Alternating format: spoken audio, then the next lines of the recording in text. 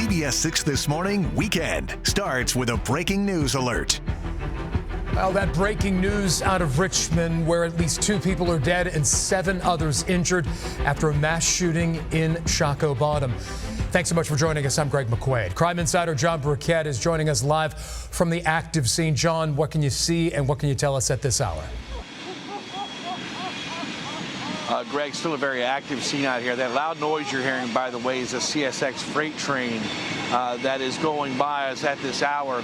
I can tell you we got the call, or I got the call about 2:45 this morning for a mass casualty incident here in downtown Shockoe Bottom. It happened at 18th and Franklin Street. Police Chief Rick Edwards telling us there was some sort of an argument that led to a gunfight in the middle of the street. There was collateral damage. Cars were shot. People were shot. Right now, the numbers we have are 9 total people shot. 2 pronounced dead on scene. An adult male, and an adult female pronounced dead on scene. 4 taken by ambulance to a local hospital. 3 others driven by a personal vehicle to the hospital. Here's Chief Rick Edwards. He's on the other side of the scene right now. What he has to say about this incident. Yeah, we're going to be out here for hours with our forensic teams, trying to collect all the evidence. We're looking at video cameras, and we're asking members of the public that were out here to call us at 780-1000. We're also going to be looking at various forms of technology that are down here to help us make sense of this chaotic night.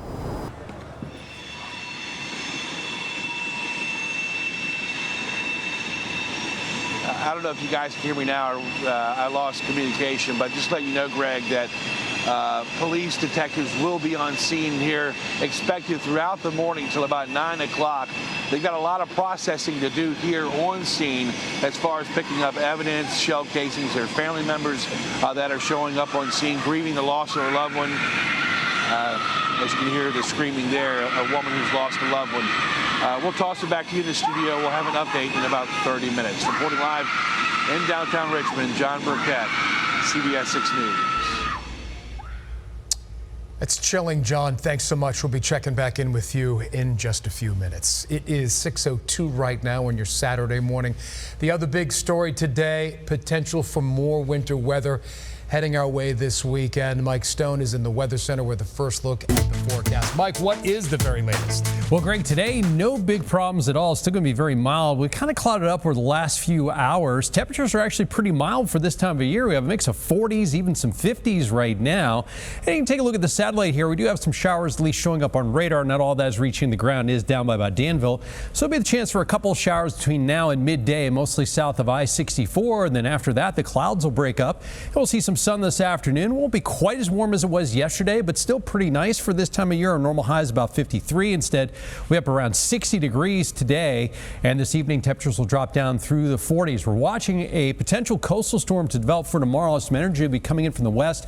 This storm develops near the coast. Tomorrow we'll have some rain developing during the morning, and as the storm moves to our east and starts wrapping in cold air behind it, it will mix with and then change to snow from north to south later tomorrow into tomorrow night. For the metro points south and west, we're not looking at a lot of snowfall accumulation. Different story though. Northern Neck, Middle Peninsula, there's a winter storm watch in effect from tomorrow morning through Monday evening. The potential for at least 2 inches of snow. Areas near the coast could see over 6. We're going to talk more about that in the rest of our 7-day forecast coming up. Greg? All right, Mike, thanks so much. It's 6:03 right now. Colleagues at Virginia Living magazine say they are remembering Hope Cartwright's talent and passion after the 23-year-old was killed in a hit-and-run Monday night in Richmond. Kelsey Jones sits down with Hope's co-workers as they work to publish the last of her work. She just was such an integral part of our process, you know, and she would want us to keep the train running. So we've got to do that. Is publishing Hope's final story still a way for you all to keep her in the conversation? Oh, absolutely. Absolutely. And the thing is, she was so on top of things that she's filed stories that will appear in subsequent issues. For every copy that Hope Cartwright had her hands on, her love for storytelling shined through. This was definitely one of Hope's favorites that she wrote. Spellbound in Stanton, one of Hope's favorite pieces portraying beloved characters from Harry Potter. The 23-year-old's life was sadly cut short leaving work as she walked across Cary and 2nd Street. Police say the driver, 41-year-old Letitia Coleman, did not stop. Coleman is charged with felony hit and run. People are reaching out left and right. They want to know how they can help. While Hope's chair now sits empty, flowers sit at her desk and throughout the office from the community paying their respects for the Michigan native who was excited to make Virginia home. She was juggling our photography awards, she was juggling weddings, she was teeing up for Made in Virginia, so she had a lot of other stuff on her plate. This issue will have a lot of short things that she wrote. Editors at VLM are editing their latest issue that will spotlight many of Hope's stories to send to their publisher Thursday for subscribers to read the copy at the end of the month. Hope's issue will be on newsstands March 11th. She was really a major contributor to our content. And she also, would pitch stories that were always spot on, just spot on. Hope's colleague and friend Gabby still has chills as she remembers the celebratory message for her 2-year work anniversary. You make my days better. Congratulations. As you heard, is still very heavy for Hope's colleagues here at Virginia Living magazine as they continue to process her death. And they plan to honor her beyond the pages she wrote. But what that looks like is still in the works because her colleagues tell me whatever they do for Hope, they want it to be perfect, just like she was. In Richmond, I'm Kelsey Jones, CBS 6 News.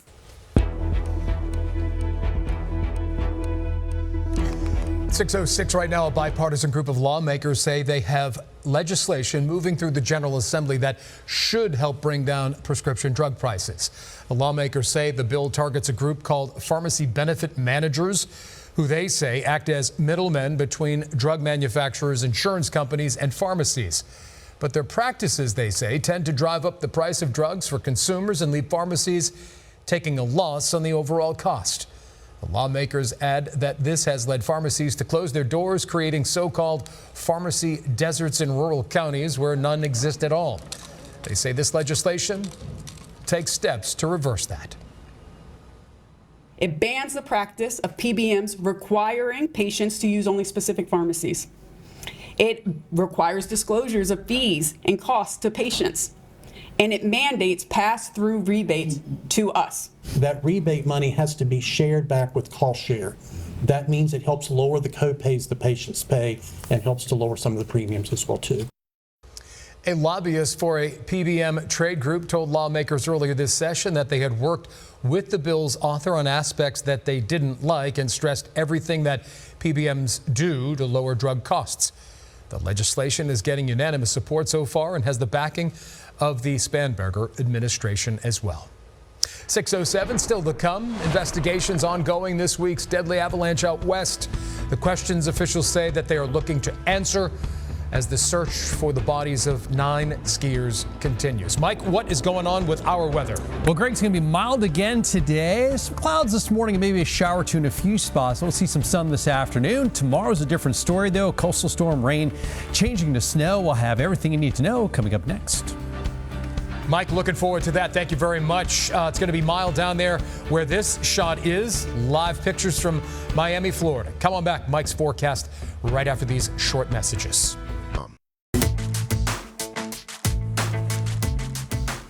Dangerous conditions persisted in California's Sierra Nevada on Friday, which are hampering searchers' efforts to retrieve the bodies of 9 skiers that were killed in an avalanche earlier this week. One of the sheriff's offices involved in the investigation says that authorities will look at whether criminal negligence played a role in the event. Why the tour company that organized the backcountry ski trip did not cancel in the face of a powerful storm, and what their guides knew as the weather worsened. Questions that are being considered. All right, 6:11 in the Weather Center with Mike Stone right now here locally. Mike, we've got a big event. Yes. Silver anniversary of the Pet Expo for Henrico Humane Society today. Yes. I'll be over there emceeing 10 to 4. How's the weather going to be? Well, we might have a shower or two this morning. Okay. And then just like yesterday, the clouds are going to break up for this afternoon. Not going to be quite as warm as it was yesterday, but it's still going to be pretty nice for this time of year. We have generally mostly cloudy skies outside right now. At the airport, the current temperature 52 degrees. degrees. Keep in mind 53 is our normal high for this time of year. Winds around the west-southwest at 6 miles an hour. And temperatures, we have a mix of 40s and 50s across the region. One exception is 39 up in Fredericksburg. A cold front has come through, so it's going to be a little bit cooler than today. But this really chilly air up here is actually getting pressed a little bit farther to our north. So for today, we'll be in the 50s to low 60s, so not quite as warm as yesterday. But notice there's kind of like a thermal boundary right here separating the warm and the chilly air. We have a disturbance which is going to ride along that, and then we're going to have some energy that develops off the coast, and all that's going to come together for a storm tomorrow. Some energy right now is moving from the Rockies into the plains. We have one little disturbance here in the southeast, and that is causing a few showers, mostly to our south. But as this moves on by this morning, it'll keep some clouds around and the chance for a shower or two, mostly south of I-64. Not 100% of this is reaching the ground. We are getting some reports of some rain out by Lake Danville, so chance of a couple showers this morning, mostly south of I-64. And then as we go into the afternoon, clouds will begin to break up and we'll see some sunshine with high temperatures this afternoon ranging from the upper 40s to around 50 right up against the coast. And across central Virginia, we'll have some high temperatures in the upper 50s and low 60s. For this evening, we drop down through the 40s. We cloud back up tonight. And tomorrow morning, temperatures will drop down into the upper 30s and low 40s. We'll have some rain around, possibly a little bit of mixed precipitation to the north and west. And we'll have some off and on showers during tomorrow with temperatures in the upper 30s and low 40s. So everyone's well above freezing. But as some cold air gets wrapped in behind this coastal storm, we'll start seeing the rain mixing with and changing from to snow from north to south later tomorrow into tomorrow night. But notice here we are at 4 o'clock. Everyone's still well above freezing. So even though it's snowing potentially, it should not stick, at least initially. But then as some cold air starts to get wrapped in and the surface temperatures start to drop a little bit, there will be the potential for at least a few hours of some wet snow showers, especially east of I-95. This will begin to shift well east of I-95 by daybreak on Monday. Maybe a few flurries or leftover snow showers right up against the coast into about Monday afternoon. This is one computer model showing you not much happening farther south and west, and the potential for some heavier snow here off towards the east. I think well south and west, we might get a coating to less than an inch in a few spots, but that's just a possibility. In the metro, about a coating to an inch or two, especially the farther north and east you go. Northern Virginia into the northern neck and middle peninsula, that's where we could see 2 to 4 inches of snow with localized higher amounts. And I think right up against the coast of the northern neck, we could see a few spots that get over 5 or 6 inches of snow. And for that reason, where we're going to have some of that snowfall accumulation off towards the east, northern neck, middle peninsula, we have a winter storm watch tomorrow into Monday. It's going to be chilly Sunday into Monday and turning windy, but then we start to clear out Monday afternoon. It's still pretty cold on Tuesday. But then we're back into the 50s to around 60 the second half of the week with a chance of rain Thursday. Greg. Busy day in the Weather Center, Michael. Thank you. We always get excited when we get a chance to run a Wayne Koval story, but the students at Colonial Heights Elementary School might have us beat. See when they learn what they're not only getting new books, but something else that they can take to the bank.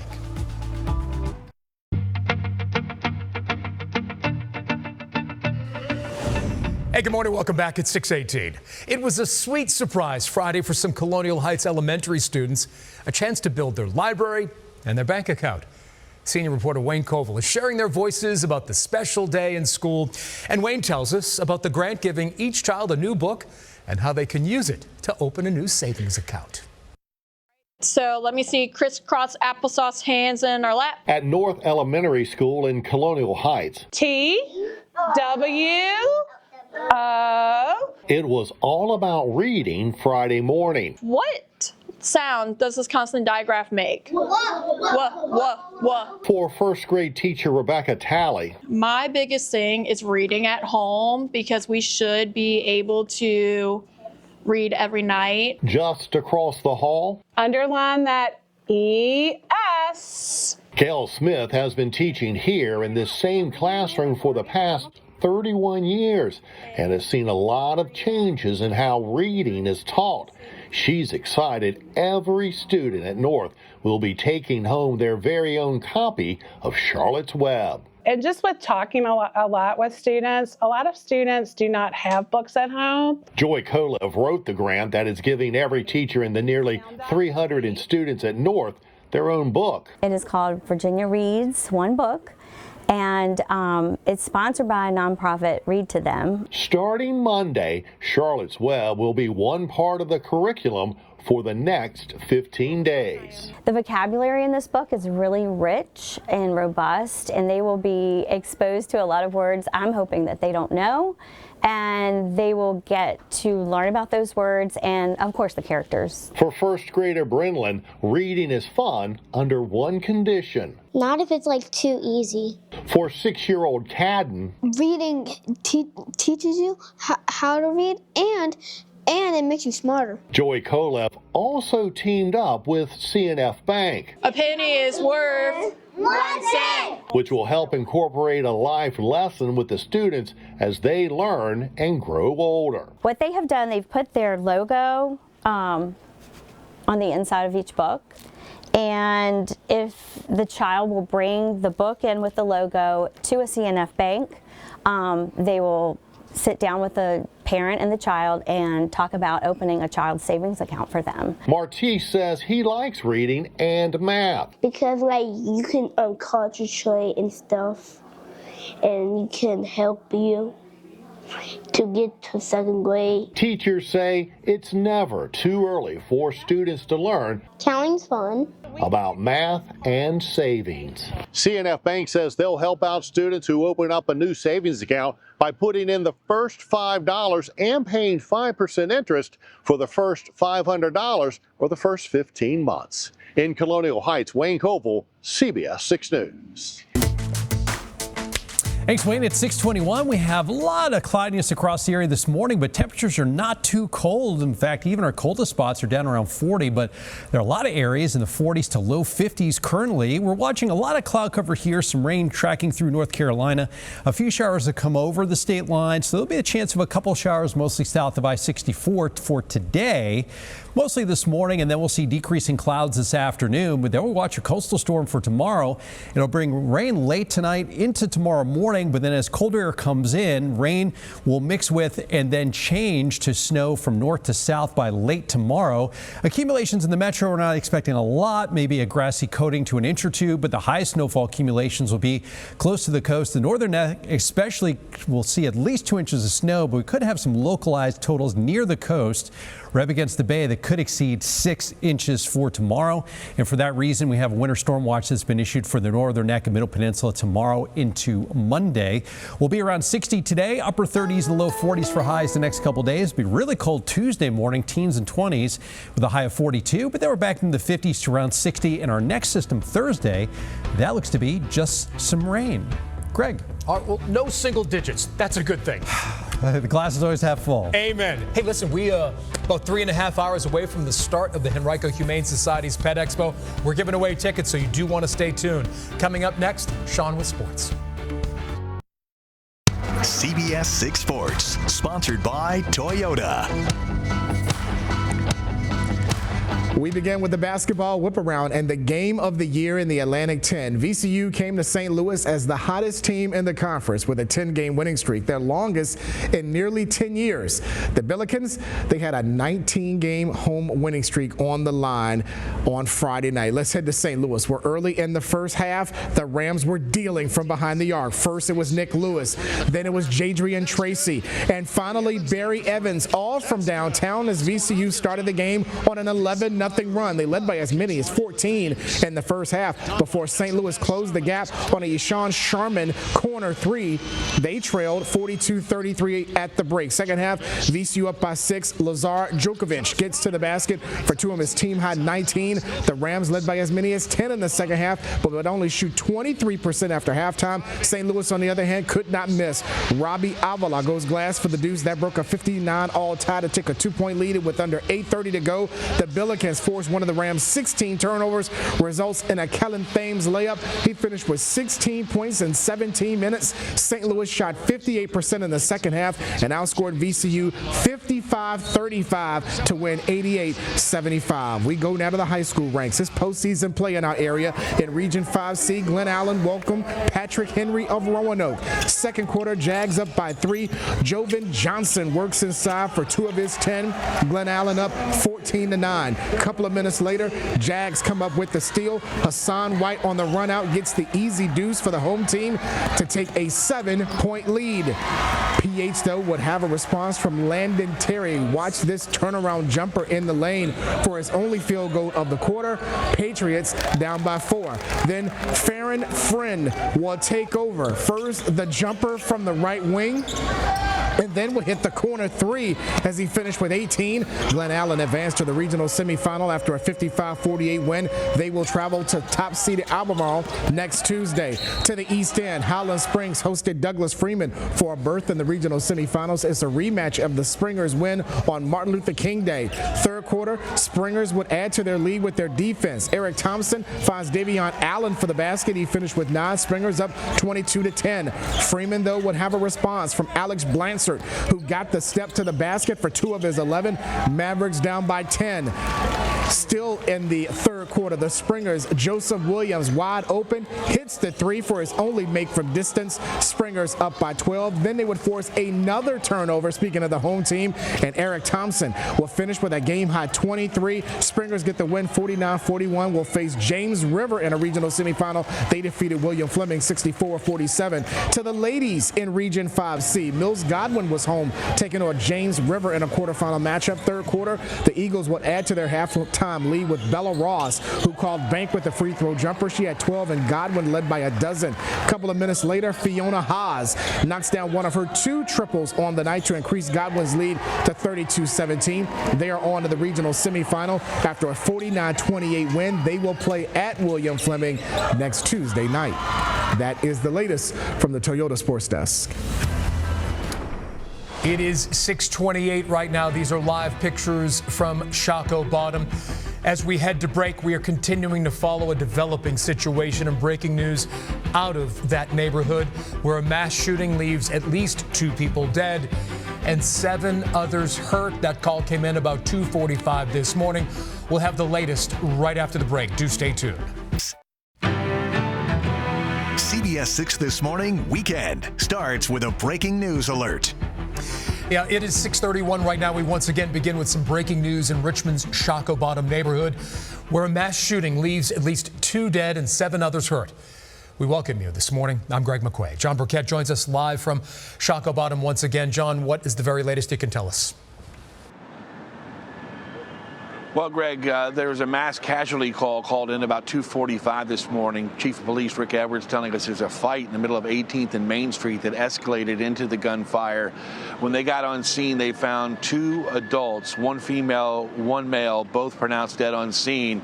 As the course of the investigation went on, they then found 4 more in the area with gunshot wounds. They were taken by ambulance to local hospitals. 3 more showed up to local hospitals with gunshot wounds from this incident here in Shockoe Bottom. Now, 18th and Main is blocked off. 18th and Franklin is blocked off. It's a very large crime scene, stretches the city block. I talked to a couple bartenders at 18th and Franklin. They were telling me it sounded like automatic gunfire coming their way and getting louder and louder as they and some patrons inside the bar ducked behind the bar for cover.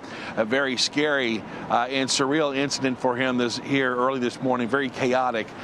Here on scene now, you've got investigators and forensic teams picking up evidence, looking for clues. Obviously, some collateral damage in this. You've got cars that have been shot up, and you have family members arriving of these folks that have been shot and killed, distraught, very emotional, as you can imagine, and wondering exactly what happened here early this morning in Shockoe Bottom.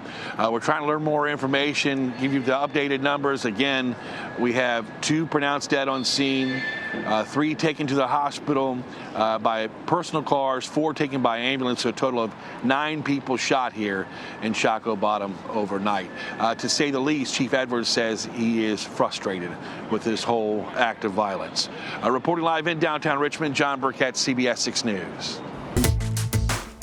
John Burkett, thanks so much. It is 6:33 right now. We're also keeping our eye on what could be some more winter weather in our forecast. Let's send it over to Mike Stone, who's in the Weather Center with more. Good morning, Mike. Good morning, Greg. Well, for today, it's going to be fairly tranquil. There'll be some clouds around this morning and maybe a shower or 2. We're starting off fairly mild. We have a mix of 40s and 50s across the area. Look at that. It's 52 in Richmond. It's 57 in South Hill right now.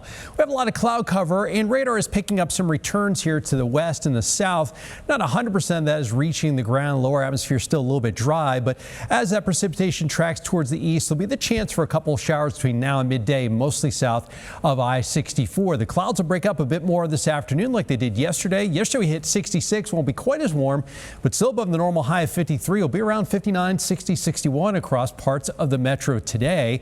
So temperatures nice and mild with those afternoon highs around 60 degrees. This evening will trail down through the 40s. It'll be the upper 30s to around 40 tomorrow morning. We watch a coastal storm develop that'll bring in some rain tomorrow morning, but then as some cold air gets infused into the system, the rain will mix with and change to snow from north to southeast during the day for tomorrow. But there's going to be many hours in eastern Virginia where they see periods of wet snow. So winter storm watch is in effect for tomorrow into Monday for the northern neck and middle peninsula. At least a couple inches of snow. Localized totals near the coast could get over 6. We'll talk more about all that coming up in just a bit. Greg. Michael, thanks. 6:35 right now. For more than a year, we here at CBS 6 have been investigating issues in Virginia nursing homes and giving a voice to concerned family members. Advocates and families say they were hopeful proposed legislation would require a minimum level of staffing in facilities. But now that bill may not move forward this year. Tyler Lane shares what happened and why advocates say staffing can make a major difference in the standard of care. Disappointment, definitely frustration. Joanna High School feels deflated after learning that Virginia lawmakers may not actually move forward in enacting a nursing home minimum staffing standard this year. It's just snatched away the hope that families had for there to be some inroad toward change and justice. Democratic delegate Rodney Willett did initially propose a minimum, and it was advancing through the General Assembly with bipartisan support. But by the time it passed the House, it had been reduced to a study of the workforce in Virginia nursing facilities. And it would be done by the Healthcare Commission that previously produced a study on this same issue in 2021. And we have so many studies. We've been studying this for years. This isn't a new problem. Virginia is in the minority of states without a minimum standard, and stakeholders, including high school, say that staffing levels are often a big indicator of facilities' quality of care. I mean, it's just basic common sense. If you have enough staff, then you can take care of residents properly. So what changed? What we're really running into is what we're running into in multiple areas, and that's the budget. Willett explains it's a tight year for funding, and the staffing minimum would have brought increases in state Medicaid reimbursements. It's not clear by how much, but Willett estimates the annual cost would have been significantly less than $20 million. And is there any way of implementing this standard without having to increase Medicaid costs? Well, unfortunately not. His original bill would have imposed a minimum average of 3.25 acuity-adjusted total nurse staff hours per resident per day.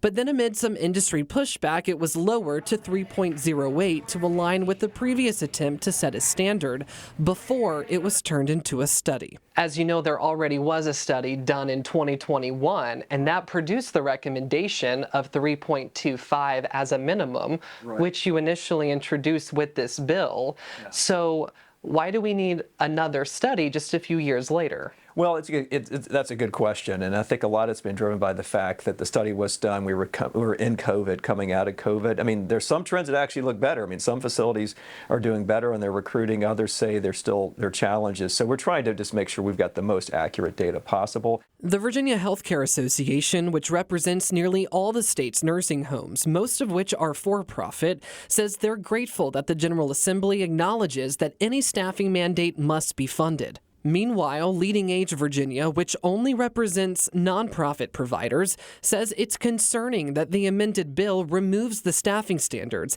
as clear and consistent expectations are essential to elevating quality. They're calling on the Senate to reconsider this. What would you say to someone who feels let down that this isn't moving forward? Oh, I'm right there with them. And me and other legislators, we all want to do better. We all want the system to do better. So the money is the hurdle right this minute. But High School says she's tired of the delays and inaction from politicians. Don't cause nursing facility residents to suffer.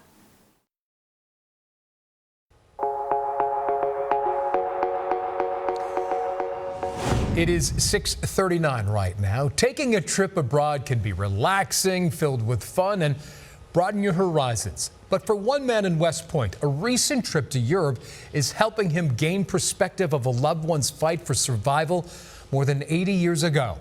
In a preview of my latest I Have a Story, I want to share the tale of a son who is retracing the steps of his dad who escaped the unimaginable. John Harper recently visited the sites where his father was captured, held prisoner, and marched to near death after his B-24 bomber was shot down in August of 1944 during World War II. John and his wife Eleanor returned to Germany and were welcomed by one history buff who researched the crash site and found pieces of the plane. John wanted to see firsthand the spots where his father clung to life during his torturous 600-mile death march. He says the spirit of his dad was with him every day. John, I have to ask, how fulfilling was this trip overseas to follow your dad's footsteps? It was an incredible experience. It's one that if other people had opportunities to do that with their family, they shouldn't pass up on it, because it's been such a meaningful event, something that I'll be able to take with me the rest of my life. When you listen to the story, you don't feel it as much as when you're there. I was very happy because I knew it would mean a lot to him to see what his dad went through. What an excursion. See my full story on the son searching the past and retracing his father's footsteps in the trip of a lifetime. That's in my I Have a Story in our next hour. It is 6:40 right now. We're just about 3 hours away from the Henrico Humane Society's 25th annual Pet Expo at the Richmond Raceway. You can feel the excitement. Running from 10 a.m. to 4 p.m., it features puppy races, costume competitions, music, and a silent auction with 200 items to bid on right now. I'll have the pleasure of emceeing this memorable event from the center ring for the 20th consecutive year. The Pet Expo is the nonprofit's largest fundraiser to help homeless animals in need all across Central Virginia. Now, tickets are $8 online and $10 at the door. But guess what? We are giving you a chance to win a pair of tickets to attend for free. As we go to break, just call that number, 804-342-3413. That's 804-342-3413. I'll tell you, the fur is going to be flying, Mike, and the tail's a wagging. Yes, good day for that. You're very passionate about animals. I know you're also very passionate about daylight. 2 extra minutes of daylight today, 11 hours and 4 minutes of daylight today. Really? Yeah, remember back the first day of winter, it was like 9.5 hours or something? Yeah, the sun set about 2 p.m. Yeah, sun came up around 9, set around 10:30. We have some clouds outside this morning, maybe a couple showers in a few spots. We're going to clear out this afternoon. It's going to be a warm day today. Tomorrow, some rain and snow. We'll talk more about that next. And if you're calling for the tickets, call number 6 right now. It's almost 6:45. We have a lot of cloud cover across the region this morning, and there'll be the chance of a couple of showers between now and midday, mostly south of Richmond. Normal highs 53. Yesterday made up to 66. Today will be around 60 degrees. Sunrise is just a little bit from now, 6:51. Sets at 5:55 today, and thanks to the rain so far this week, we're almost an inch above normal for the month. Watching this piece of energy moving from the Rockies into the plains. This is going to track into our region tomorrow at the same time as some energy develops off the coast. We have a little disturbance here towards the south, a little area low pressure, which is riding along a front that's bringing rain across the Carolinas. A little bit of that has snuck above the Virginia border here. Not all that's reaching the ground, but there are a few showers towards the south, and we'll have a couple showers around. So there's the potential for a few showers now through about midday, mostly south of I-64. The temperatures this morning are mild. In fact, we have 39 up in Fredericksburg, but 40s to low 50s just about everywhere else. High temperatures today will make it up to around 50 near the coast and mid-50s to low 60s across central Virginia. For tonight, we drop back down into the mid to upper 30s to around 40 by tomorrow morning, and then the temperatures really don't rise much from there. The highs tomorrow will be upper 30s and low 40s, so a good chunk of tomorrow is going to be well above freezing. There's that chance for a few showers first part of the day, mostly towards the south. Then the clouds break up this afternoon. The clouds start filling back in later this evening and tonight. Then we get some rain to develop by tomorrow morning. Maybe some snowflakes mixing in or a brief period period of snow north and west, but then it's mostly just some rain showers off and on during the day tomorrow. It's not going to be solid hours of rain. There will be some breaks in there. But as the coastal component develops and wraps some cold air in behind it, the rain will mix with and change to snow from north to south later tomorrow into tomorrow evening. And this will be kind of that wet snow with temperatures in the mid-30s or so. And then the snow will start tapering west to east from late tomorrow evening into Monday morning, leaving the coast last. Now, there will be the potential for multiple hours of wet snow, but for the first part of this event, temperatures will be a bit above freezing, and the ground, relatively speaking, is going to be pretty warm. So it's going to take a few hours of snow for everything to cool down and start to stick. In the metro, we could see a coating to an inch or two, mostly, especially north and east of Richmond. Some of this might be just mainly on grassy surfaces. Farther south and west, we may not see much of anything at all. But farther to the north and northeast and east, at least 2 to 4 inches of snow. But I think along the coast and the northern neck especially, we could have some localized totals there that could get up to or a little bit above 6 inches, depending on the exact track of the storm. For that reason, at least the potential for 2 or more inches of snow. There's a winter storm watch for the northern neck and middle peninsula from tomorrow morning into Monday evening. So a bit colder the next couple of days. It'll be pretty chilly Tuesday morning. Lows in the 20s, highs in the low 40s, but then we're back up to 55 Wednesday, near 60 Thursday with some rain showers, and low mid 50s on Friday. Greg. Michael, thanks. 6:47 right now. The Supreme Court rules that the backbone of President Trump's economic agenda is unconstitutional. After the break, hear how the president is responding after the court strikes down most of the sweeping tariffs.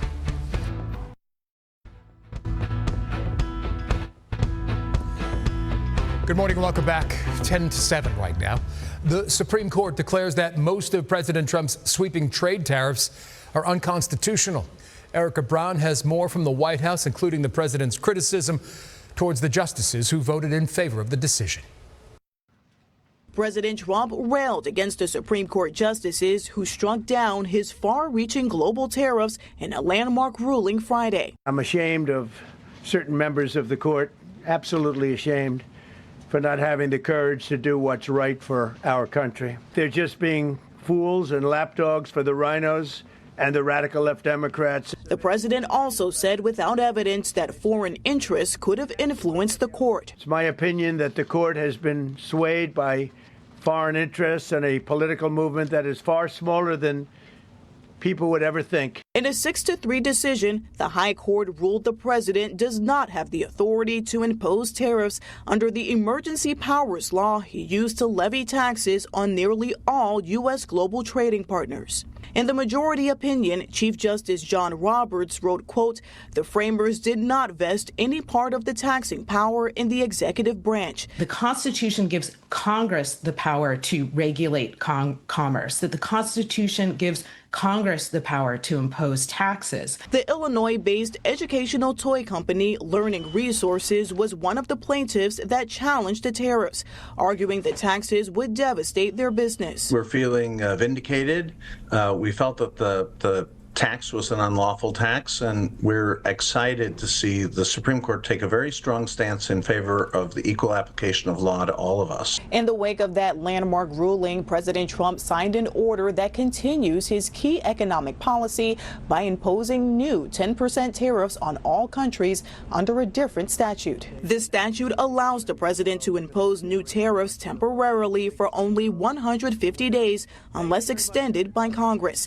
Erica Brown, CBS News, the White House.